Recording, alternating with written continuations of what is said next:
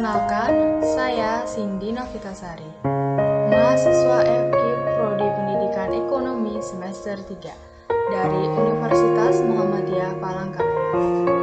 Kali ini saya akan membahas tentang pencemaran lingkungan, air, udara, dan tanah beserta solusinya. Mari kita langsung saja ke materi.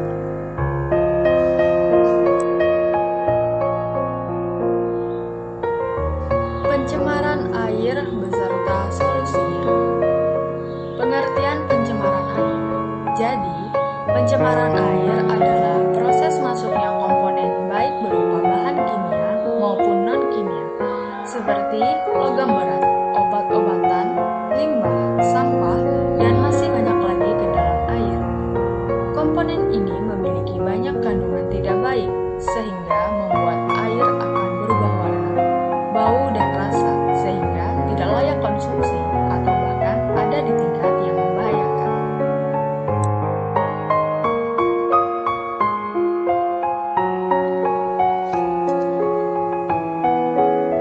Penyebab pencemaran air. Limbah industri, pabrik tekstil atau pabrik kertas. Limbah dari kedua pabrik ini tergolong limbah organik dan biasanya mengeluarkan aroma tak sedap. Selain itu, kandungannya pun berbahaya. Sementara limbah dari pabrik baja, farmasi, dan sebagainya disebut sebagai anorganik, yang ciri-cirinya mengeluarkan cairan panas dan busa, serta mengandung asam belerang dengan bau menyengat. Limbah rumah tangga. Limbah rumah tangga bisa dibagi menjadi organik dan anorganik serta limbah berbahaya lain. Jika organik berasal dari sisa makanan, kulit buah, sayuran, dan sebagainya, maka limbah anorganik contohnya adalah plastik, kaleng, dan kaca. Sementara, kalau limbah berbahaya lainnya bisa berupa sabun, misalnya deterjen dan cairan pencuci piring, ataupun bisa berupa oli bekas.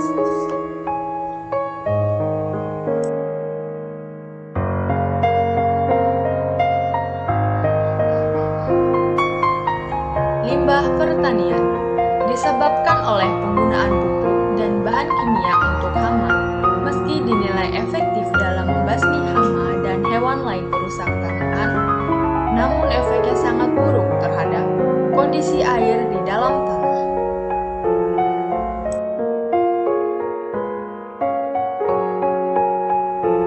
Dampak pencemaran air bagi lingkungan, yaitu menurunkan kadar oksigen, merusak ekosistem, menyebabkan berbagai macam penyakit, bencana banjir dan tanah longsor, air jadi sarang penyakit, biota air mati, ekosistem air rusak, keseimbangan lingkungan terganggu, merugikan nelayan karena ikan mati, erosi, sumber air bersih berkurang.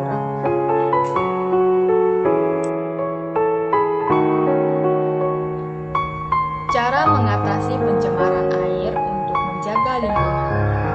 Beberapa tindakan yang bisa dilakukan sebagai cara mengatasi pencemaran air. Pembuatan kolam stabilisasi, instalasi pengolahan air limbah, pengelolaan ekstrakta.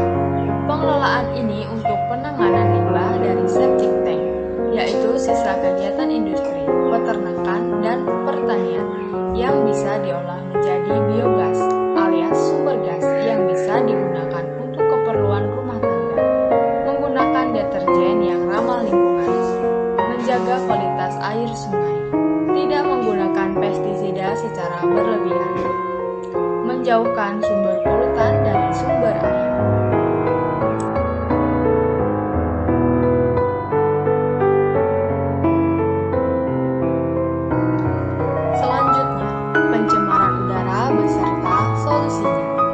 Pengertian pencemaran udara. Pencemaran udara adalah suatu kondisi di mana kehadiran satu atau lebih substansi kimia, fisik atau biologi di atmosfer dalam jumlah yang membahayakan, berbahaya bagi kesehatan manusia, hewan, dan tumbuhan, mengganggu estetika dan kenyamanan atau merusak properti. Pencemaran udara adalah kerusakan kualitas udara. Kerusakan kualitas ini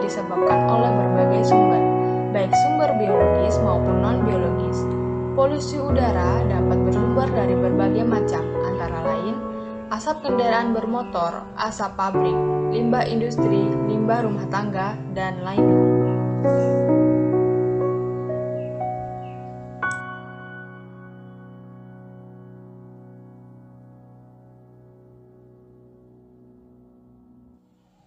Penyebab pencemaran udara.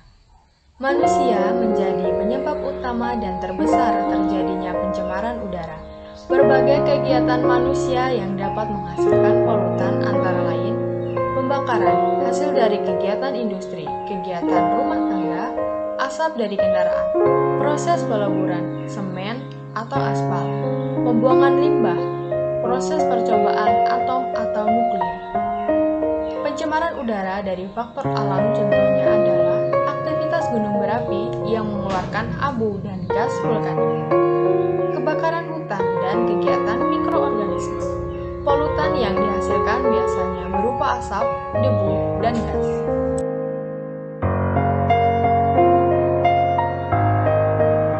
Sumber pencemaran udara.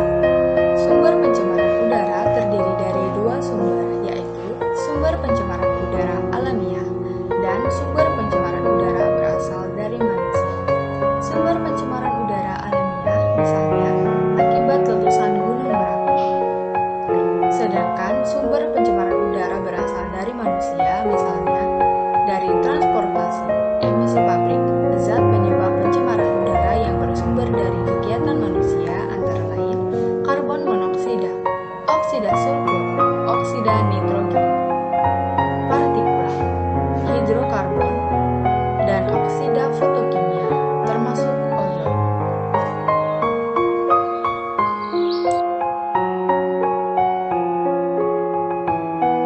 Macam-macam pencemaran udara. Terdapat dua macam pencemaran udara, yaitu pencemaran udara primer, yaitu substansi pencemar ditimbulkan langsung dari sumber pencemaran. Karbon monoksida adalah salah satu contoh pencemar udara primer karena ia merupakan hasil dari pembakaran. Pencemaran udara sekunder, yaitu substansi pencemar terbentuk dari reaksi pencemar-pencemar primer di atmosfer. Pembentukan ozon dalam proses fotokimia adalah contoh pencemaran sekunder. Atmosfer merupakan sebuah sistem yang kompleks, dinamik, dan rapuh.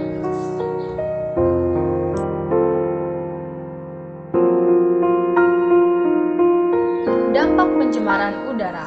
Dampak kesehatan. Dalamnya penetrasi polutan polusi udara ke dalam tubuh bergantung kepada jenis zat pencemar. Partikulat berukuran besar dapat bertahan di saluran pernapasan bagian atas, sedangkan partikulat berukuran kecil dan gas dapat mencapai paru-paru. Dari paru-paru, zat pencemar diserap oleh sistem peredaran darah, kemudian menyebar ke seluruh tubuh. Dampak pencemaran debu bisa menyebabkan penyakit paru-paru, bronkitis, serta penyakit saluran pernapasan lainnya. Sedangkan dampak pencemaran oleh zat kimia seperti karbon monoksida dapat menyebabkan gangguan kesehatan pada hemoglobin.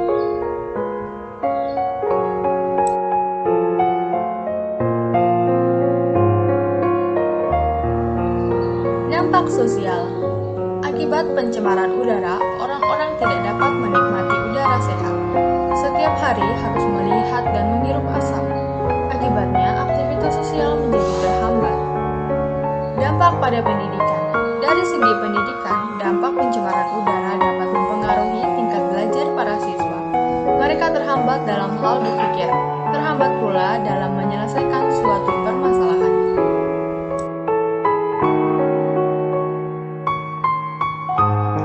Dampak terhadap pertanian. Pencemaran udara sangat berpengaruh pada sektor pertanian. Kurangnya lahan hijau tempat pohon melakukan fotosintesis dapat mengganggu pertumbuhan pohon. Tanaman juga akan rawan penyakit. Penyakit tersebut antara lain klorosis, nekrosis. Ini menyebabkan sirkulasi udara sehat berkurang. Udara menjadi kotor sehingga tidak baik untuk dihirup.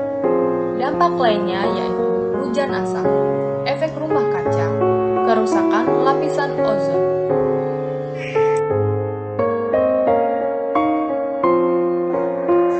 Solusi pencemaran Penanggulangan pencemaran udara dapat dilakukan dengan beberapa cara. Solusi tersebut yaitu gunakan moda angkutan umum, hemat energi, matikan kipas angin, lampu penyejuk udara. Saat Anda bepergian keluar, sejumlah besar bahan bakar fosil dibakar untuk menghasilkan energi listrik. Dengan mengurangi pemakaian listrik berarti kita turut mengurangi penggunaan bahan bakar fosil dan menyelamatkan udara. Pahami dan praktekkan konsep reduce, reuse, dan recycle. Jangan membuang barang-barang yang tidak berguna. Barang-barang tersebut mungkin dapat digunakan untuk hal lain, misalnya menghasilkan kerajinan atau didaur ulang. Gunakan sumber energi terbarukan dan ramah lingkungan. Gunakan perangkat teknologi atau listrik hemat energi.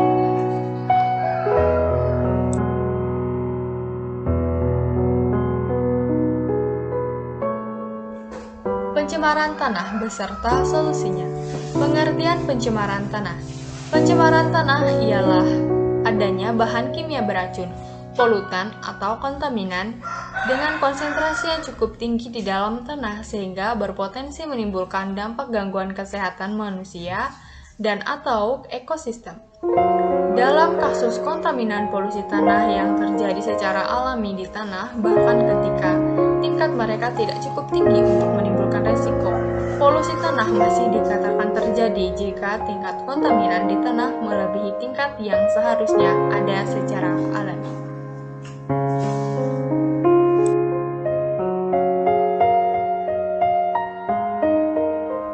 Penyebab pencemaran tanah. Ada polutan alami dan polutan dihasilkan manusia. Polutan alami. Proses alami dapat menyebabkan akumulasi bahan kimia beracun di dalam tanah. Jenis kontaminasi ini hanya tercatat dalam beberapa kasus, seperti akumulasi tingkat perklorat yang lebih tinggi di tanah di gurun atau kama di silet. Ini sejenis akumulasi yang murni terjadi karena proses alami di lingkungan gersang. Polutan dihasilkan manusia. Kontaminan buatan manusia adalah penyebab utama polusi tanah. Ia terdiri dari berbagai macam kontaminan atau bahan kimia, baik organik maupun anorganik. Mereka bisa mencemari tanah baik sendiri ataupun dikombinasikan dengan beberapa kontaminan tanah alami. Polusi tanah akibat manusia biasanya disebabkan oleh pembuangan limbah yang tidak tepat yang berasal dari sumber industri atau perkotaan, kegiatan industri, dan pestisida pertanian.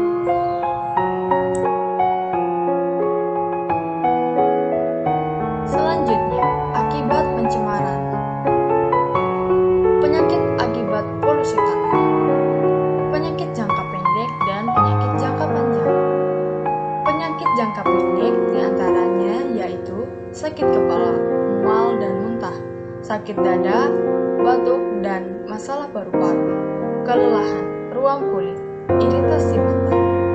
Sedangkan penyakit jangka panjang yaitu kanker, termasuk leukemia yang disebabkan oleh kontak dengan tanah yang terkontaminasi bahan kimia, misalnya bensin. Kerusakan sistem saraf terutama disebabkan oleh adanya timbal di tanah, terutama mempengaruhi anak-anak. Penyumbatan neuromuskular dan depresi pada sistem saraf pusat. Ginjal dan kerusakan hati yang disebabkan oleh zat kimia seperti merkuri.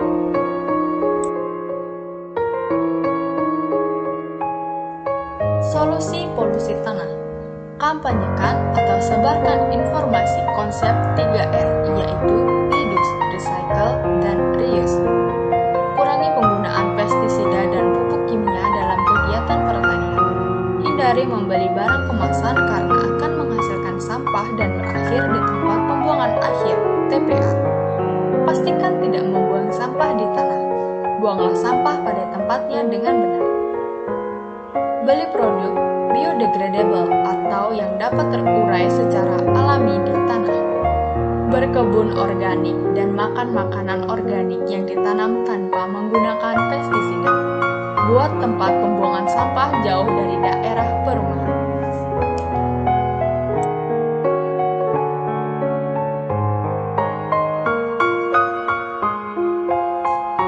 Sekian materi yang dapat saya sampaikan. Semoga bermanfaat. Terima kasih telah menonton. Sampai jumpa di video